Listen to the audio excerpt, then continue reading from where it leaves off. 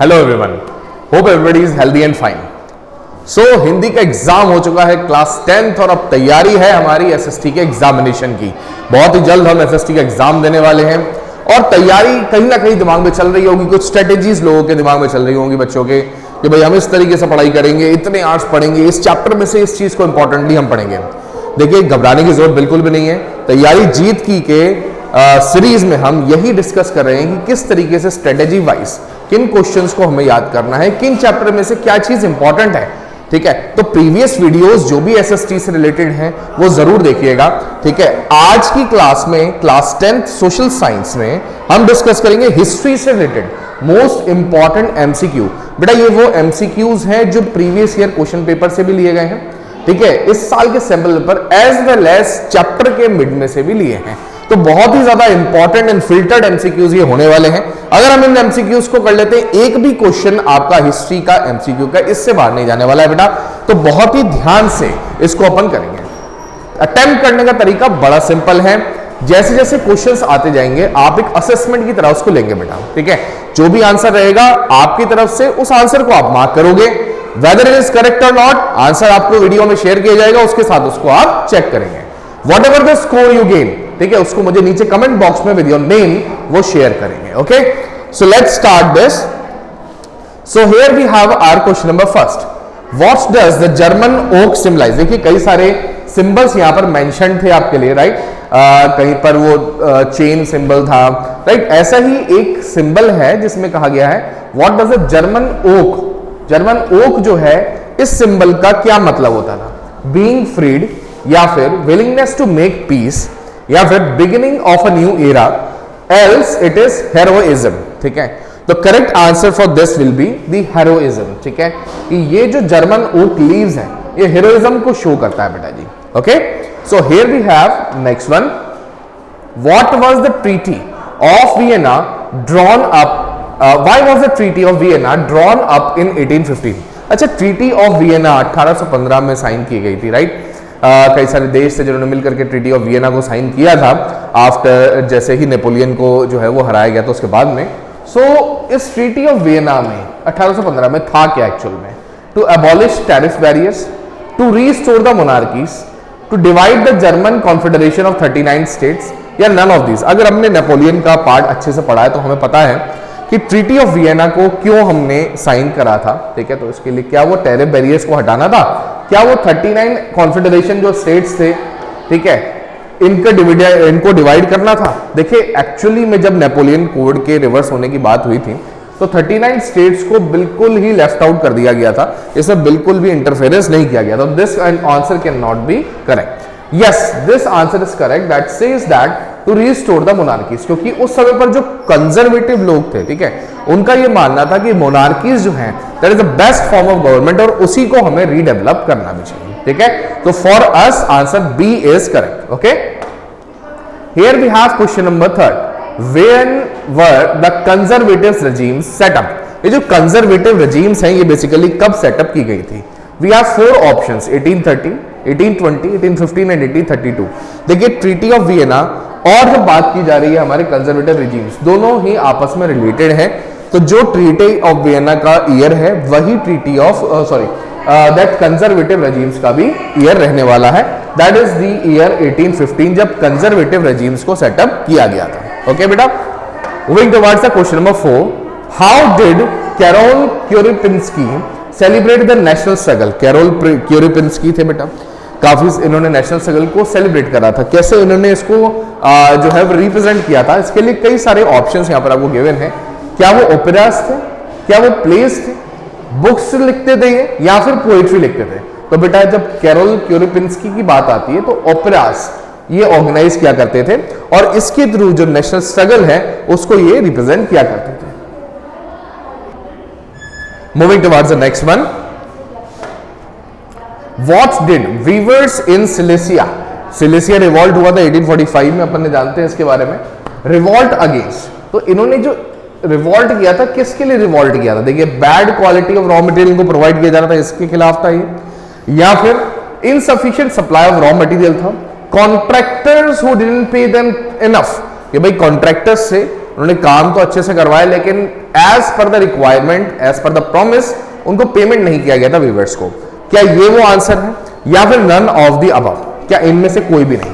तो बेटा जब सिलेसिया रिवॉल्ट की बात आती है, ठीक है, हमने सबने पढ़ा हुआ है इसके बारे में कि कुछ कॉन्ट्रैक्टर था एक जिसने कई सारे वीवर्स को जो है वो अपने अंडर में रखा था और उनको as per the requirement payment नहीं किया था, जिसके चलते उन लोगों ने, वीवर्स ने जितना भी है उनके खिलाफ एक रिवॉल्ट स्टार्ट किया था, ठीक है। तो वो एक्चुअली में कारण क्या था? तो contractors who didn't pay them enough, this was actually the reason for Silesia revolt. Okay बेटा, here we have question number 6 which says in which year was a custom union or zollverein formed at the initiative of Prussia? देखिए जब बात की जा रही है custom union जोल्वरिन की, ठीक है, तो ये कब फॉर्म हुई थी आपसे पूछा जाता है, ठीक है।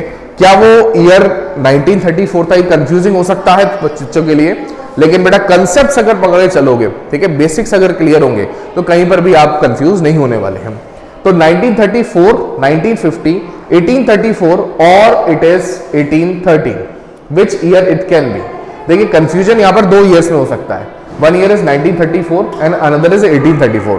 तो हमें याद रखना बेटा कि जब जोल्वरिन फॉर्मेशन की बात आती है तो correct answer will be 1834। Okay, that was the year जब जोल्वरिन का फॉर्मेशन किया गया था। Moving towards the question number 7, in which of the following years was the Frankfurt parliament convened? In Saint Paul church, Frankfurt parliament, ठीक है, church में parliament को organise किया गया था, उससे रिलेटेड ही क्वेश्चन है बेटा, ठीक है। इतना कोई बड़ा वहां पर स्पेस नहीं था उस समय पर कि इतने सारे लोग एक साथ वहां पर गैदर हो सके।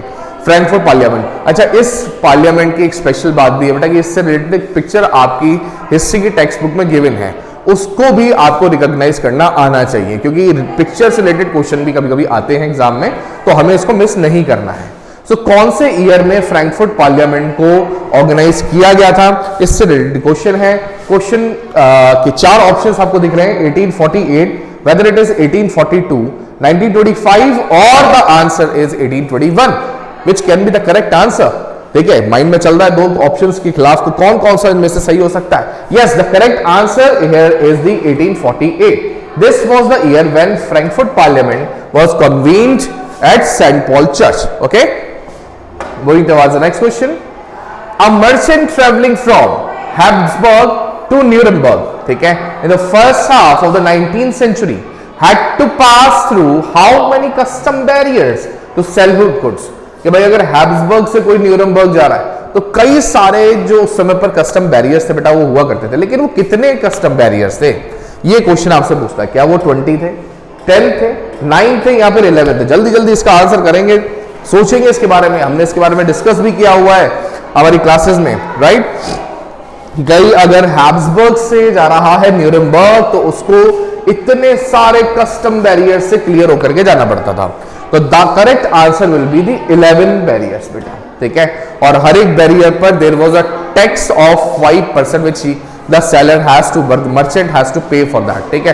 तो काफी सारा टैक्स उस समय पर था बेटा जी, ठीक है, उसी से रिलेटेड ये क्वेश्चन भी है। आगे चलते हैं क्वेश्चन नंबर 10 पर। What was viewed as an obstacle to economic change and growth by new commercial classes?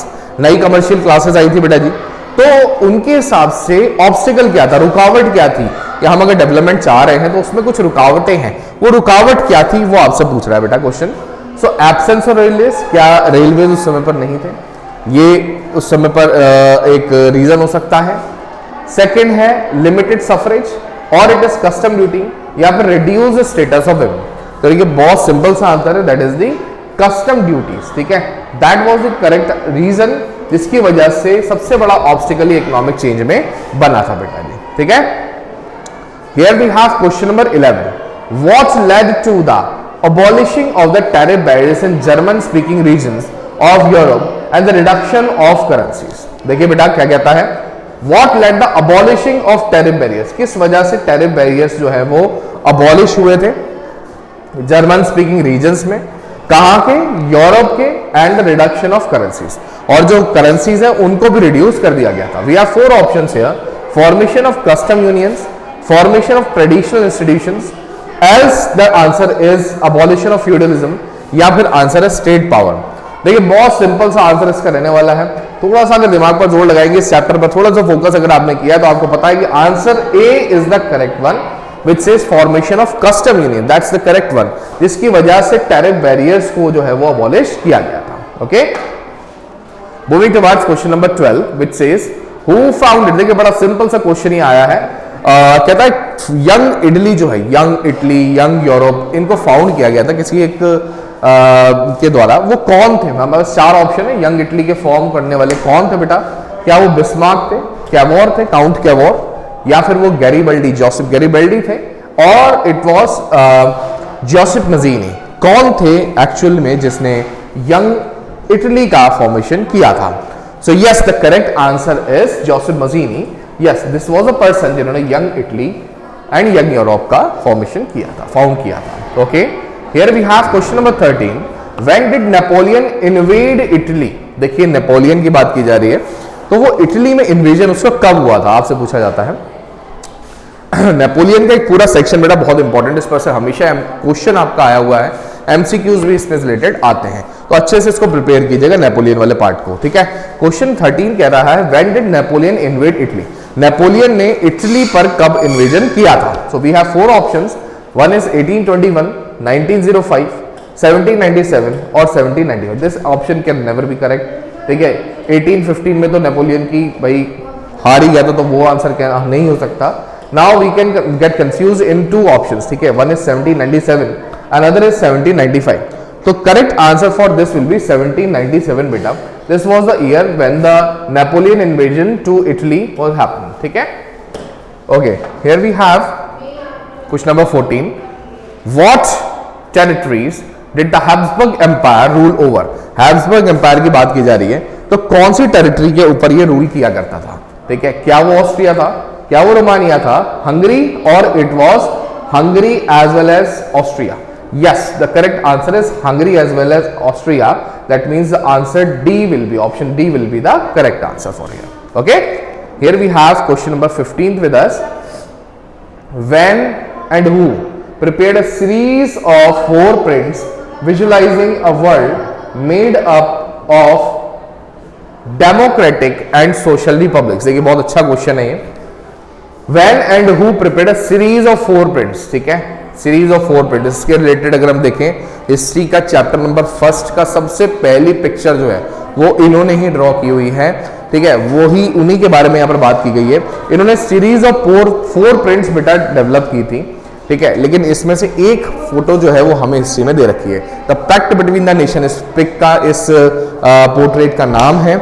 ठीक है, इमेजेस का नाम है। तो क्या है, कौन थे वो जिन्होंने एक्चुअली में ड्रॉ किया था? क्या वो नेपोलियन थे, ड्यूक मेटरनिक, फ्रेडरिक सोरियो, या फिर नन ऑफ दीस? तो yes, the correct answer for this will B Frederick Sorio. ठीक है, moving towards question number 16, when was Congress session of 1929 held? Congress के कई सेशंस हुए थे बेटा, लेकिन जो 1929 का सेशन था वो कहां हुआ था? इलाहाबाद में, कोलकाता में, लाहौर में, या फिर मद्रास में? ठीक है जी, तो यहां पर कंफ्यूजन हो सकता है इलाहाबाद एंड लाहौर में। ठीक है, चैप्टर को अच्छे से पढ़ा है तो कहीं ना कहीं इलाहाबाद और लाहौर आपको कंफ्यूज कर सकता है, बट अगर बेसिक क्लियर है then you know the answer, that is the Lahore. Lahore was that state जहां पर हमारा कांग्रेस का 1929 का सेशन हुआ। Okay, question number 17 says who led the peasants in Awadh? ये अवध के जो पीजेंट्स थे इनको लीड किसने किया था? क्या वो महात्मा गांधी थे, जवाहरलाल नेहरू थे, बाबा रामचंद्र थे, या फिर नन ऑफ दीज थे?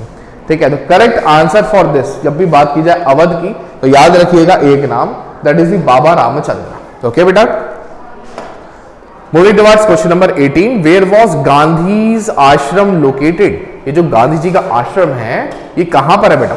दांडी में है, साबरमती में है, इलाहाबाद में है, या फिर नागपुर में है? कहां पर है गांधी का आश्रम? देखिए दांडी और साबरमती आपको कंफ्यूज कर सकते हैं, क्योंकि दांडी यात्रा अगर आपके दिमाग में ये सेट है तो आप कंफ्यूज हो सकते हो कि क्या गांधी जी का आश्रम भी वहीं पर लोकेटेड था? तो बेटा आपको ध्यान रखना है कि एक्चुअली में गांधी जी का जो आश्रम था वो साबरमती के तट पर था। ठीक है, लेकिन दांडी तक उन्होंने मार्च किया था। Okay, so Sabarmati was that place जहां पर गांधी जी का आश्रम लोकेटेड है। Okay, question number 19 says what led to the civil disobedience movement. देखिए दो मूवमेंट्स हुए थे जिनकी चर्चा अपन ने की थी, ठीक है। We have discuss about two movements, one is NCM that is non cooperation movement and other is civil disobedience movement. तो here we are talking about the civil disobedience movement. देखिए earlier the movement came named as non cooperation movement, then that was an advanced version for NCM, that is the civil disobedience movement. Okay, so question number 19 is asking for that only, what led to the civil disobedience movement? Arrival of Simon Commission। क्या Simon commission आया, इसके opposition में civil disobedience movement किया गया था, और it is working of the farm without payments, कि लोगों को फार्म पर जबरदस्ती काम कराया जा रहा था, इसके अगेंस्ट में सिविल डिसोबीडियंस मूवमेंट लेकर के आए थे। Violation of salt tax by Gandhi ji, this can be an answer, या फिर fall in demand for agricultural goods. तो yes, which can be the correct answer, जल्दी जल्दी अगर याद है इसके बारे में तो yes, the starting of civil disobedience movement CDM was from starting of the salt breaking of the salt tax by the Gandhi ji, ठीक है। तो C answer will B the correct option for us. Okay, here we have question number 20, very important question, आज के date में बहुत important question में आता है बेटा। ये कहता है हु वर सनातनीज, सनातनीज जो हैं वो कौन थे, क्या वो सेंट्स थे, दलित्स थे, हायर कास्ट हिंदू थे, या फिर नन ऑफ दीज। कौन है सनातनीज? तो एक्चुअली में दे रहा है caste high caste Hindus which were called the Sanatanis. Okay, who organized Dalits into the depressed classes association, ठीक है। किन्होंने ऑर्गेनाइज किया था दलित्स को डिप्रेस क्लास एसोसिएशन में? मेरे पास चार ऑप्शंस हैं, महात्मा गांधी, सुभाष चंद्र बोस, जवाहरलाल नेहरू, या फिर डॉक्टर BR अंबेडकर। तो yes, which can be the correct option? तो out of these four BR Ambedkar, yes that was the person, यही वो थे बेटा जिन्होंने दलित्स और डिप्रेस क्लासेस एसोसिएशन इनके लिए फॉर्म किया था। Okay, moving towards question number 22, What moved Abanindranath Tagore to paint famous image of Bharat माता?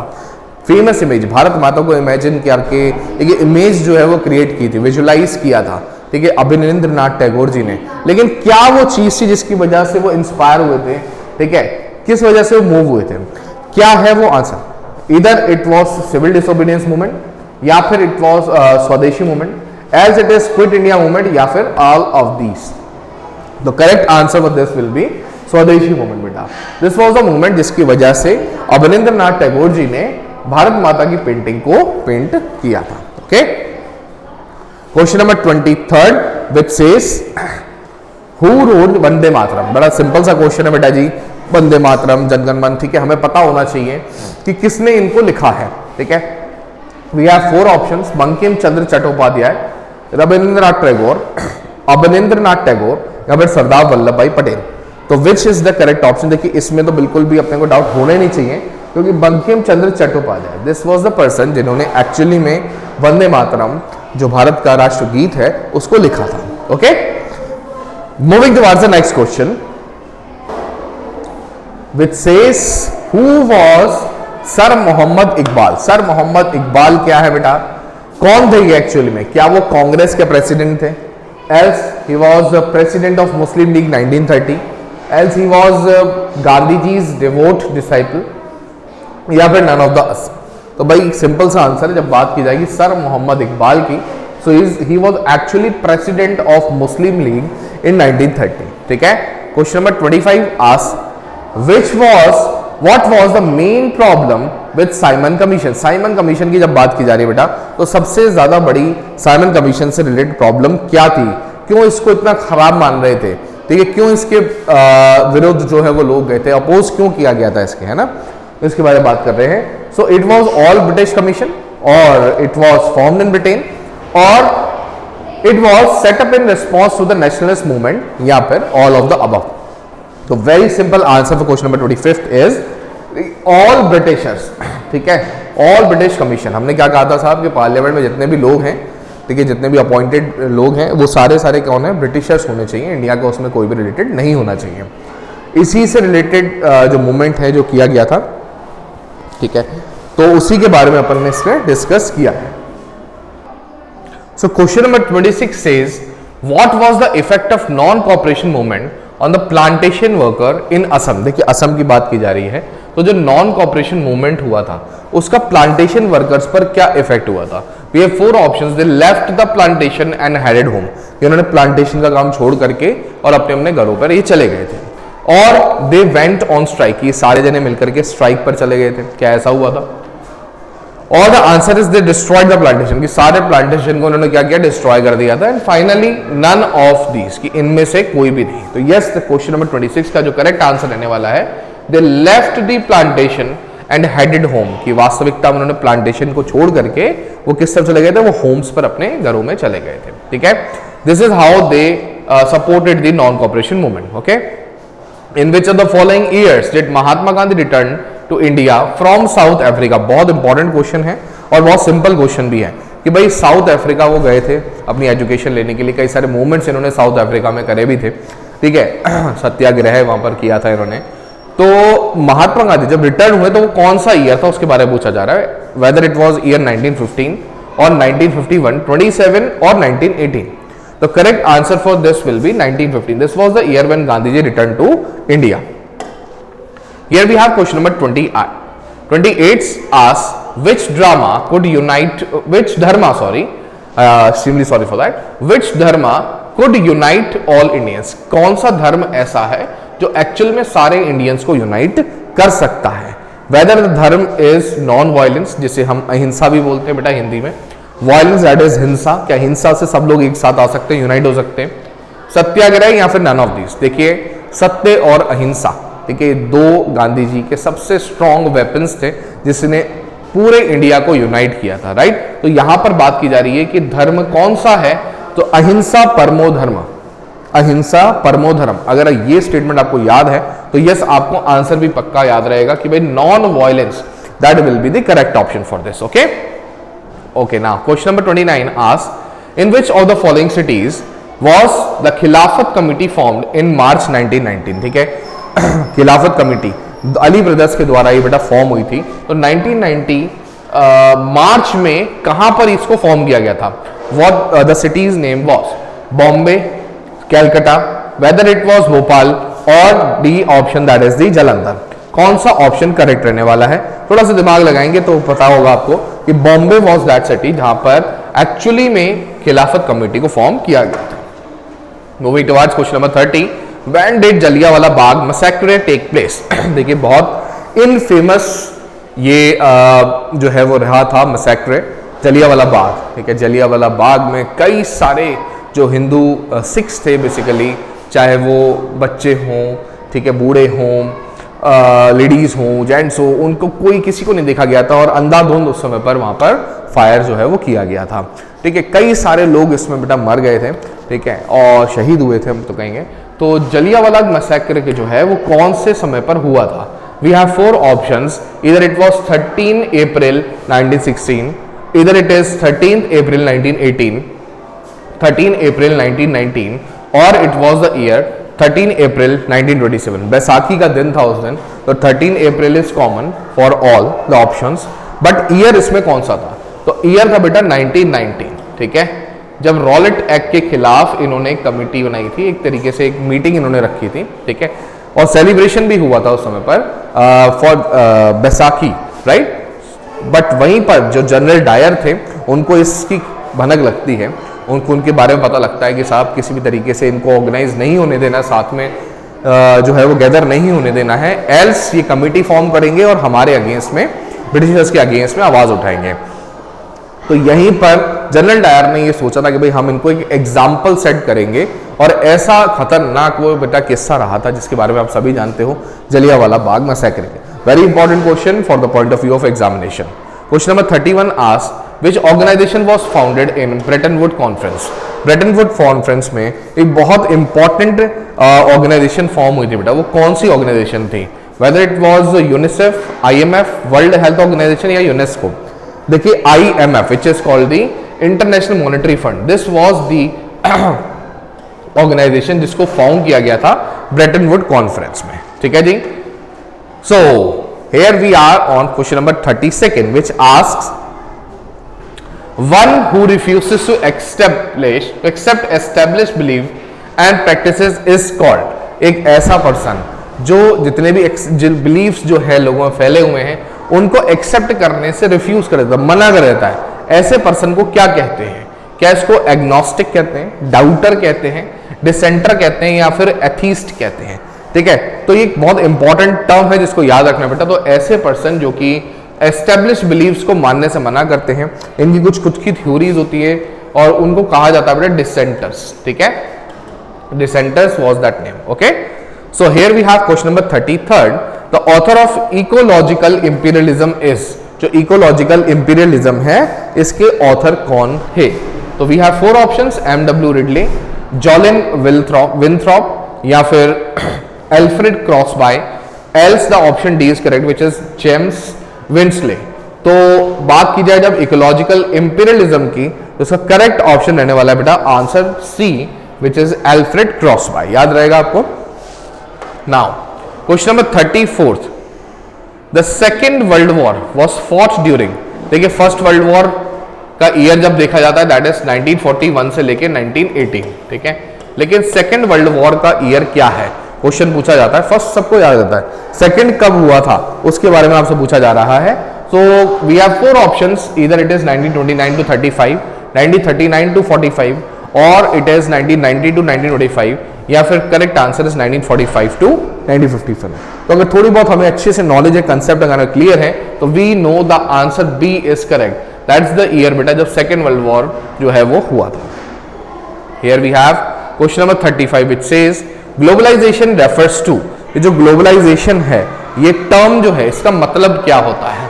We have 4 options, cultural system, else it is an economic system, political system, या फिर social system. तो जब भी बात की जाए ग्लोबलाइजेशन की, कौन सा आंसर इसमें से करेक्ट है? थोड़ा सा रिवर्स हो गया बेटा। ठीक है, इकोनॉमिक सिस्टम है या फिर एक पॉलिटिकल सिस्टम है, तो correct answer will be C that is an economic system. Globalisation क्या है? Integration of world's different economies into one. ठीक है, कि वर्ल्ड एक ग्लोब की तरह है, इसमें कोई भी कंट्री किसी भी कंट्री से ट्रेड कर सकती है, ये परमिशन आपको दी जाती है ग्लोबलाइजेशन में। Okay, here we have question number 26, so in which of the following continents the rinderpest disease जो है ये बेटा एक कैटल डिजीज थी, वो कौन सी जगह पर जो है वो हुई थी? कौन सी जगह इनमें से सही ऑप्शन में आती है?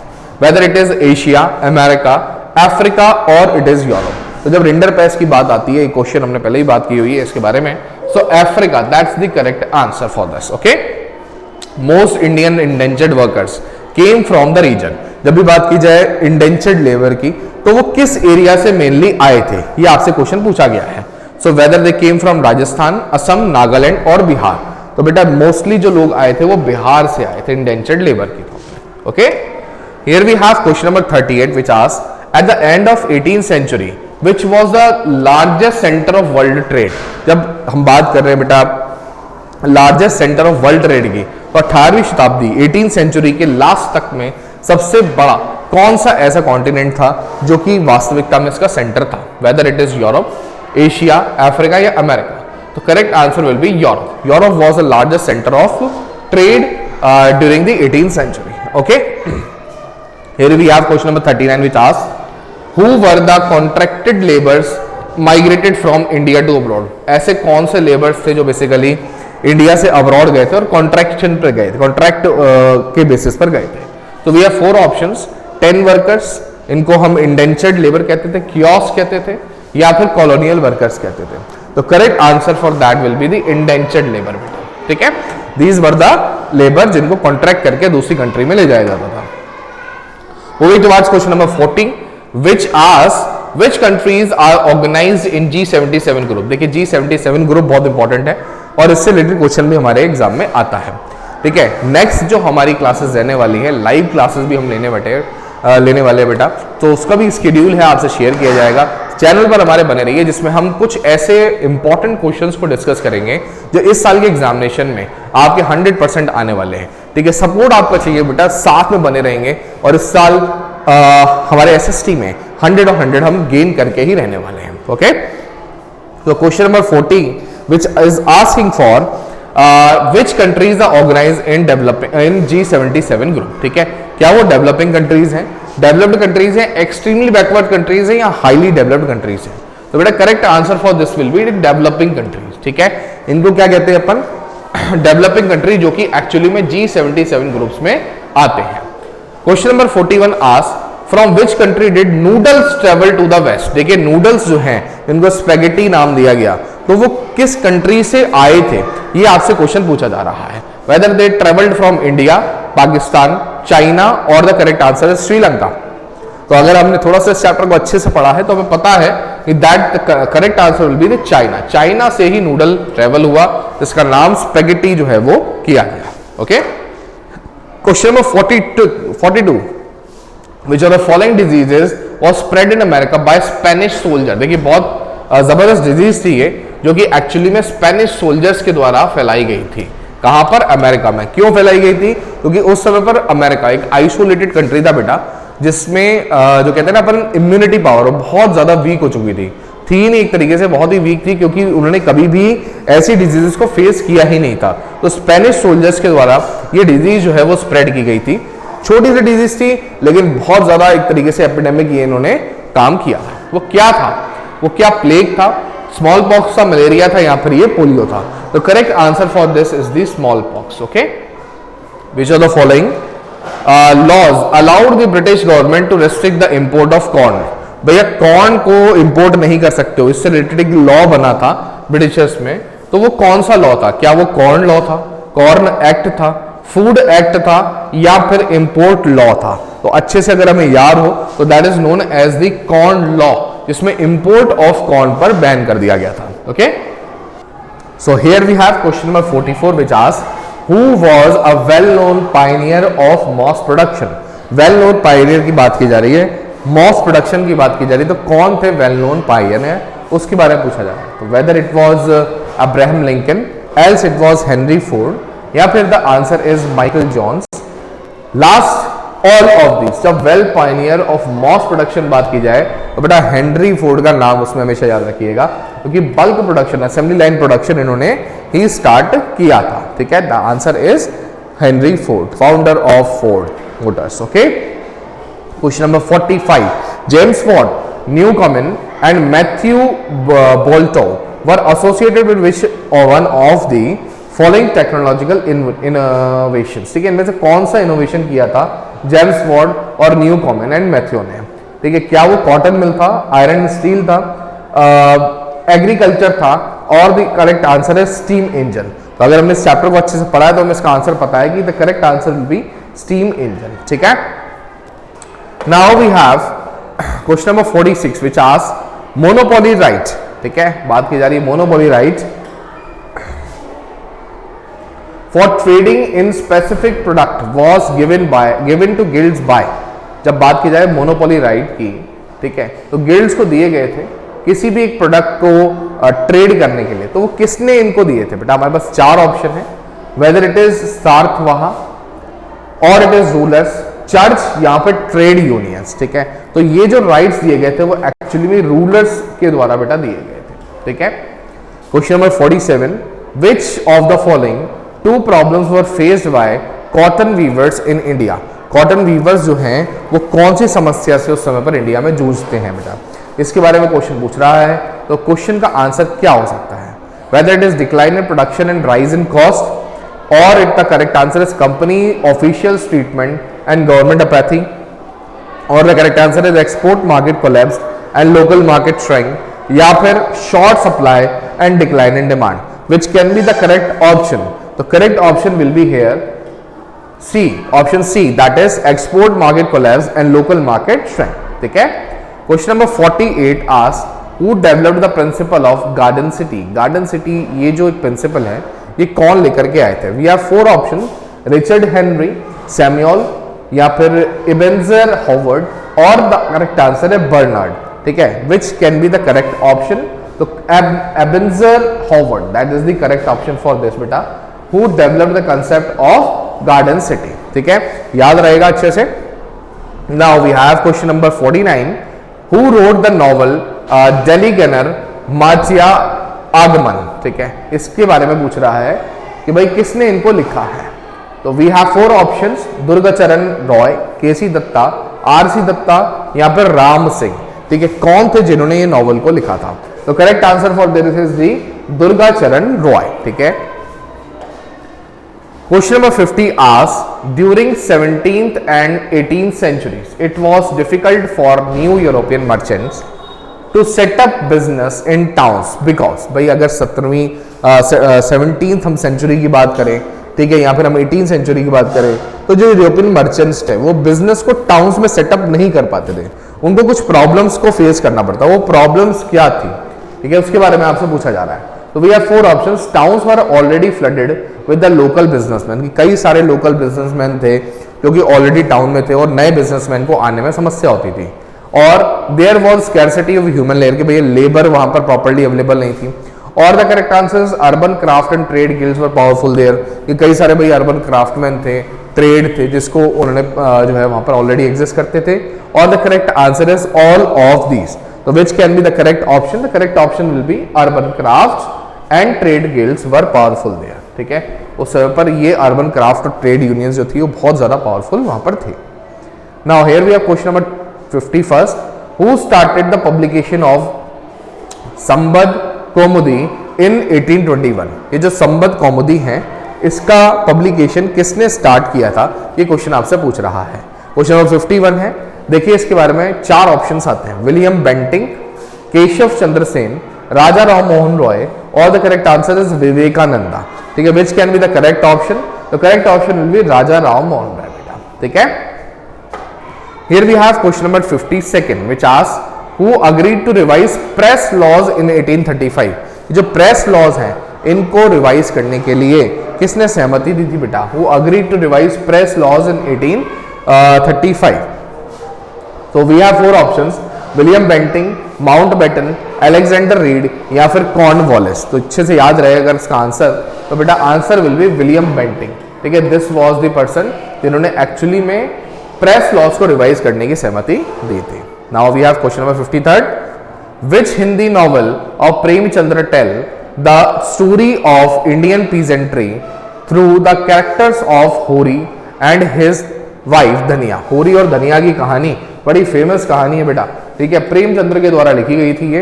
तो इनमें से कौन सी कहानी वो है जो एक्चुअली में एक एग्जाम्पलर स्टोरी भी है, बहुत इंटरेस्टिंग स्टोरी है अगर आपने इसके बारे में पढ़ा हो तो क्या वो कहानी है सेवा सदन, या फिर वो है गोदान, और इट इज रंगभूमि, और it is all of these? तो correct answer for this will be Godan. ठीक है, that was the story written by Premchandra, ठीक है, जिसके कैरेक्टर्स थे होरी एंड उसकी वाइफ धनिया।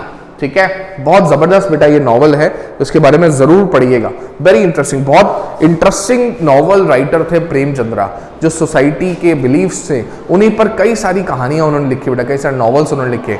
आज भी हम लिटरेचर पोर्शन में कई सारी उनकी कहानियों को पढ़ते हैं, कई सारे नॉवेल्स उनके जो है वो पढ़ते हैं। Okay, so here we have question number 54 which asks the meaning of calligraphy. Calligraphy जो है वो है क्या एक्चुअली में? देखिए, कैलीग्राफी बहुत ही सुंदर तरीके से लिखे जाने वाली तरीके को कहते हैं, ठीक है, और स्टाइलिश तरीके से अपन उसमें जो है राइटिंग लिखते हैं, एंड यस उसमें पेन भी स्पेशल तरीके का यूज किया जाता है। तो यहाँ पर हमारे पास 4 ऑप्शन है, whether it is kind of writing, cultural practice, book binding, or the correct option is ancient practice. तो correct option will be here, that is the kind of writing. क्या है बेटा ये? kind of writing है। Now here we have come to last question for today. Now I hope बहुत अच्छे से आपका स्कोर रहा होगा, आउट ऑफ 54 काफी अच्छे आपने मार्क्स गेन किए होंगे, और 55th वाला क्वेश्चन भी आप बहुत अच्छे तरीके से अटेम्प्ट करने वाले हो। मार्क्स जो भी आए बेटा out of the whole assessment वो जरूर अपने कमेंट बॉक्स में अपने नाम के साथ शेयर कीजिएगा, ठीक है। टॉप स्कोरर को हमारे नेक्स्ट वीडियो में जरूर दिखाएंगे। Okay, which one of the following 19th century journals was published in the late 19th century? ठीक है, whether it is Bengal Gazette, Al Hilal, Indian Charivari, या फिर Bombay Gazette? तो correct option for this will be Indian Charivari. ठीक है जी, this was actually the 19th century journal जो कि पब्लिश किया गया था बेटा। होप आउट ऑफ 55 आपने बहुत अच्छा स्कोर गेन किया होगा, ठीक है। तैयारी अच्छी चल रही है। 55 क्वेश्चंस हिस्ट्री के आज हमने डिस्कस किए हैं, ऐसे ही civics, geography as well as economics में से कौन कौन से इंपॉर्टेंट एमसीक्यूज हैं वो हम आगे के सेशंस में डिस्कस करेंगे बेटा। लाइव क्लासेस का शेड्यूल आपसे शेयर किया जाएगा, बने रहिएगा लाइव क्लासेस में भी। और हमारे साथ इस बार ला ही देते हैं ना, क्यों ना SST में 100 on 100 बेटा। तैयारी जीत की, सब हमारे साथ में रहेंगे बेटा और सब जुड़े रहेंगे। और साथ ही साथ जैसे जैसे आपको बताया जा रहा है, जो जो स्ट्रेटेजीज आपको शेयर की जा रही हैं, उसको आप फॉलो करेंगे, कहीं नहीं जाएंगे बेटा, आप बने रहेंगे हमारे चैनल पर। Thank you so much.